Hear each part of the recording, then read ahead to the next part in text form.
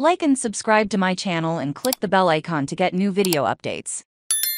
Generative AI chat versus these endless typing monkeys, no competition, says AI ethics and AI law. Those wild monkeys. There's a rather famous thought experiment you may have heard about monkeys. The altogether intriguing invention is often used by those who want to emphasize a particularly sharp point. So the plot goes, places imagine a monkey typing on a typewriter. If the monkey goes on typing indefinitely, and assuming the monkey is just typing keys at random, chances are good that the entire works of Shakespeare will inevitably be typed, which is inevitably doable, sometimes giving an understandable answer. We can all agree that the works of Shakespeare are a magnificent display of intelligible writing and thought. So any means of producing Shakespeare's precious words seems amazingly impressive, although at the same time, we would be distinctly disappointed that this not by intelligence per se, but by sheer accidental luck. Some are nowadays try comparing this monkey-laden metaphor to the latest in artificial intelligence. You probably know that the hottest form of AI these days is generative AI,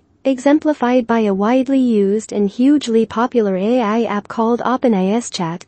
I'll explain more about generative AI in chat in a moment. For now, just know that this is a text-to-text or text-to-essay AI app that can create an essay for you based on a prompt of your choice. The claimed connection to the legendary typing monkey is that the impressive essays handed out by the generative AI, which appear to be completely fluid, are said to be no more amazing than the typing primate's achievements. If you accept the premise that a monkey typing at random can generate the works of Shakespeare, and if you're willing to concede that chat and other generative AI are supposedly the same, you must conclude that generative AI isn't particularly noteworthy at all. It is only coincidence that deceives us. Well, this might seem like a compelling case, but we need to unpack it. A careful unboxing reveals that the comparison between the two is misleading and just plain wrong. Stop making the comparison. For those who insist on continuing to make a comparison, please do so in a prudent and honest manner. At the very least, those who just throw the comparison around are doing generative AI a disservice. And the more important concern is that this is misleading to the general public and society at large. I suppose we could also add that they also do the industrious monkeys a disservice, or perhaps undermine the value of the infinitely typing monkeys theorem. Be fair, be friendly, be honest, laugh. Some interpret this as a hilariously funny remark. The joke is a disparagement that the internet, with all its frothing and spitting contributions, isn't rising to the level of production of Shakespeare. It is a scathing remark that suggests that the internet probably doesn't have elevated discourse,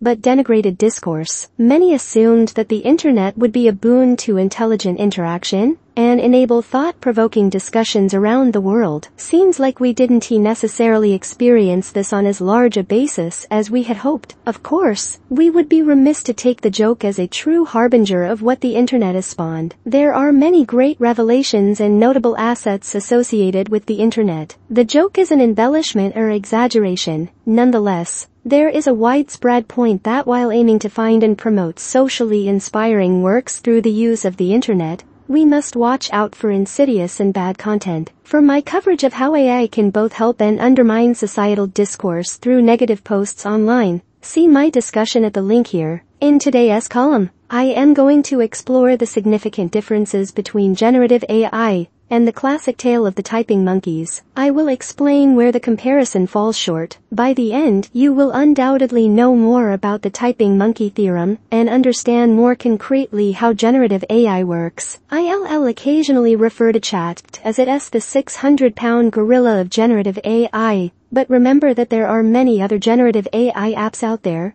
and they're generally based on the same core principles. By now you might be wondering what actually is generative AI. Let us first cover the basics of generative AI, and then take a closer look at the typing monkey theorem. Comparisons are ongoing efforts to infuse ethical AI principles into the development and deployment of AI apps. A growing contingent of concerned and ex-AI ethicists are trying to ensure that efforts to develop and adopt AI incorporate the perspective of doing AI for good and turning away AI for evil. Likewise, new AI laws are being proposed to be passed around as possible solutions to prevent AI efforts from running amok around human rights and the like. For my ongoing and comprehensive coverage of AI ethics and AI law, see link here and link.